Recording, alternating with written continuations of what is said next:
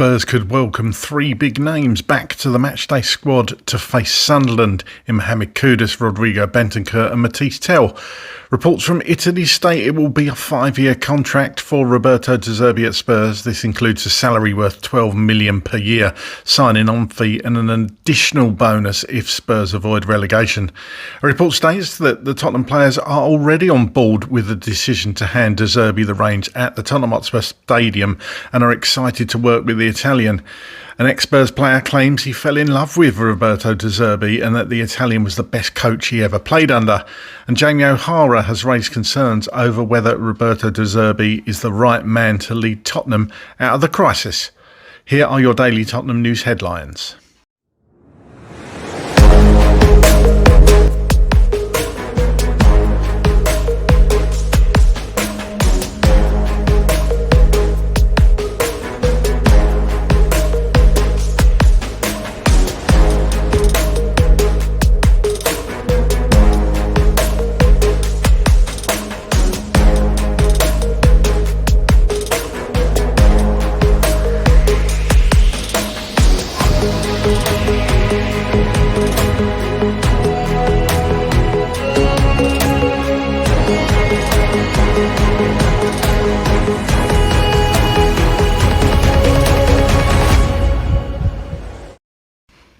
Hello, welcome back to the channel. My name's Craig and here are your daily Tottenham news headlines where I'll be going through all the latest news, rumours and reports. If you're watching on YouTube and are not already as yet subscribed to the channel, please consider doing so. Like, share and comment below. And if you're listening on an audio platform, please do hit that follow button and leave a review if you can. And please make sure you turn on the notification bell so you get notified whenever we go live or upload a video to the channel. Okay, let's get into it. Football.London report that Spurs could welcome three big names back to the matchday squad: Mohamed Kudus, Rodrigo Bentancur and Matisse Tel in time to face Sunderland. Kudus suffered a hamstring strain in January and he's yet to return to action. Speaking to reporters ahead of Tottenham's clash against Forest earlier this month, Tudor suggested the winger could return to partial first-team training before April. Bentancur underwent surgery on a hamstring injury in January. The former interim boss put the midfielder in the same bracket as Kudus, claiming that he too has been making good progress with his recovery. Tel suffered a knock during the defeat to Forest just before the international break and was forced to come off. The forward later withdrew from international duty, having been called up by France to their under-21 squad. Elsewhere, Ben Davies underwent surgery for a fracture of his left ankle at the start of the year. As it stands, it remains unclear whether the defender will return before the end of the season. James Maddison, of course, has also been stepping up his preparations ahead of a potential return before the end of the campaign. The midfielder, who ruptured his ACL in his right knee last summer, has returned recently to first-team training as he looks to rebuild his match fitness. Yves Bissouma has been nursing a muscle injury after missing a large chunk of the season with a knee problem. The midfielder played 8 Premier League games in a row before returning to the sidelines.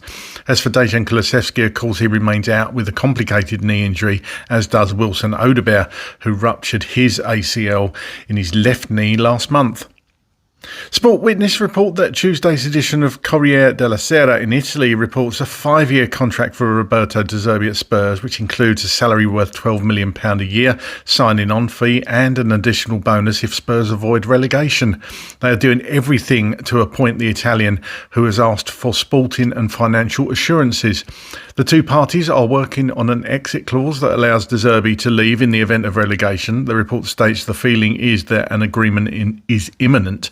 Corriere dello Sport go a step ahead and claim Spurs have reached an agreement in principle with De Zerbi already. This is for a 5-year deal that will include an option to terminate the contract in case Spurs drop out of the Premier League. De Zerbi initially felt it best to start from scratch after this season has finished, but Tottenham have changed his mind.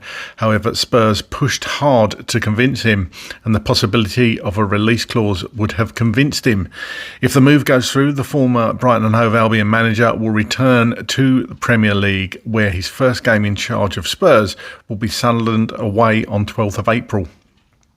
By Gimme Sport, according to the Times, the Tottenham players are already on board with the decision to hand De Zerbi the reins at the Tottenham Hotspur Stadium. Some of the Spurs players who have remained at home during the international break went out for dinner over the weekend, according to the report in the Times, and the mood was said to be one of excitement about the idea of De Zerbi's arrival. De Zerbi will need the players on board from minute one once he arrives. There is simply no time to waste given Spurs' perilous position at the bottom of the Premier League table. Frank was an underwhelming choice to take over from Postecoglou, although De Zerbi was asked about the role back then too, but rejected the approach. Tudor was an unmitigated disaster. Tottenham have to get it right now with De Zerbi. Anyone looking back at his early record with Brighton will be worried. They did not win any of their first 5 games in charge, but if the players are on board from the get-go, Spurs will have every chance of staying up and then rebuilding under the fiery Italian next season. The Standard report that when ex-Spurs player Sandro was asked back in 2023 on TalkSport who was the best coach he ever played under, Sandro replied, 100% it was De Zerbi. I worked with him and fell in love with him in the first week. He's got passion, he's there every day, he's like a teacher. He practiced a lot, the repetition. He later told BBC Sport he's a manager who wants to have the ball all the time, a very intelligent and very particular manager who thinks a lot about the game. He helps players and gives them the details they need to hurt the opponent. Benevento were in a very bad situation, but De Zerbi picked some players up and tried to improve the team, and I was part of that, he added. I didn't know that I was going to meet one of the best coaches that I've ever had. It was an amazing feeling because I learned from him a lot and I really enjoyed playing for him. I saw great things. When I arrived there, I was already an experienced player and I'd seen so many coaches.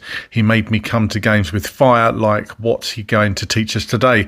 What are we going to do? You must be good to do that. I wanted more. I wanted to play for him. It's fair to say, though, that Tottenham Hotspur's potential move for Roberto De Zerbi has come under scrutiny, with former midfielder Jamie O'Hara raising concerns over whether the Italian is the right man to lead the club out of the crisis, according to reports. The North London side, currently embroiled in a relegation battle, as we all know, are exploring managerial options as pressure mounts on the current setup. De Zerbi, known for his expansive attacking philosophy, has emerged as the leading candidate, but not without reservations from figures close to the club. O'Hara, speaking publicly about the situation, questioned whether De Zerbi's style is suited to the immediate demands facing Tottenham Hotspur. With survival the priority, he warned that implementing a possession-heavy, high-risk system could prove dangerous in the short term, particularly given the squad's fragile confidence and defensive vulnerabilities. The pundit also pointed to concerns over De Zerbi's track record, suggesting his managerial record does not guarantee success in a higher pressure relegation fight. There are fears that his approach, while attractive, may require time and structural stability luxury Spurs cannot currently afford.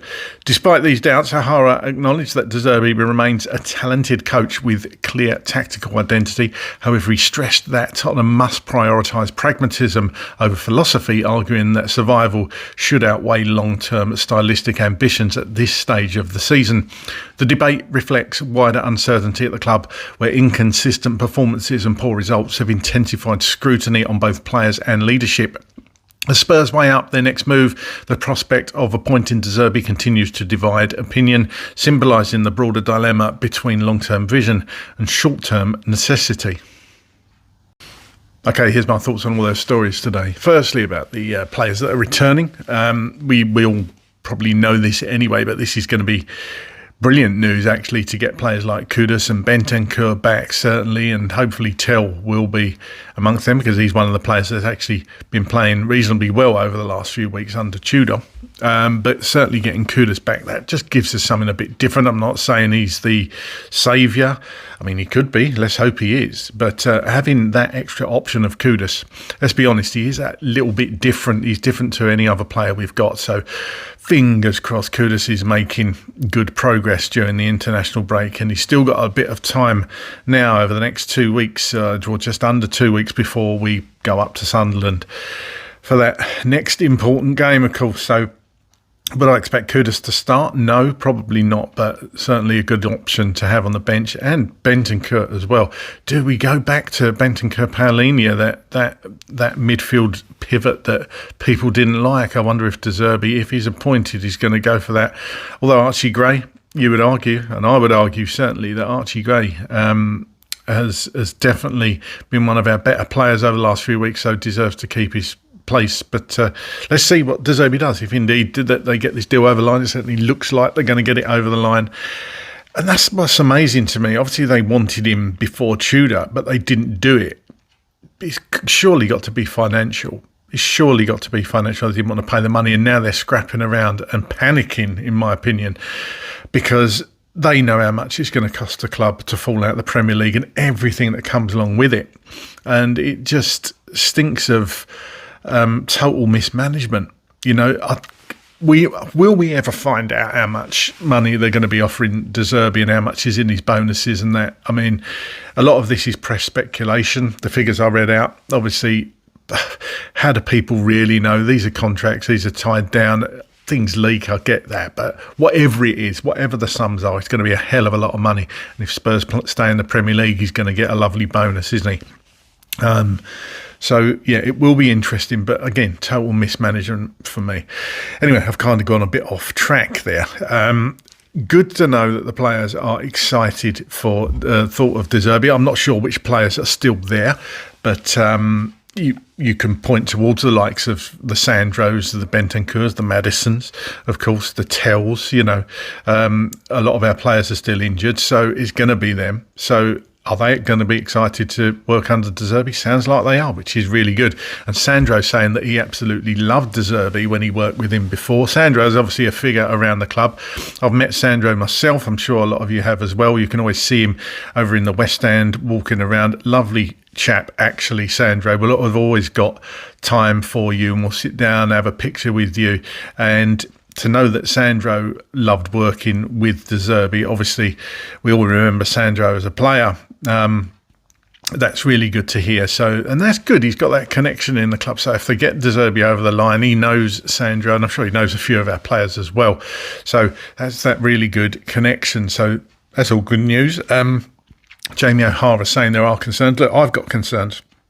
I'm sure a lot of you out there have got concerns, and it does make sense what Jamie O'Hara says there about the style of play under the De Zerbi, and it's just a case of getting points at the moment. Is it going to make us too open playing his expensive style of football at the moment, because we know we've been leaking goals anyway?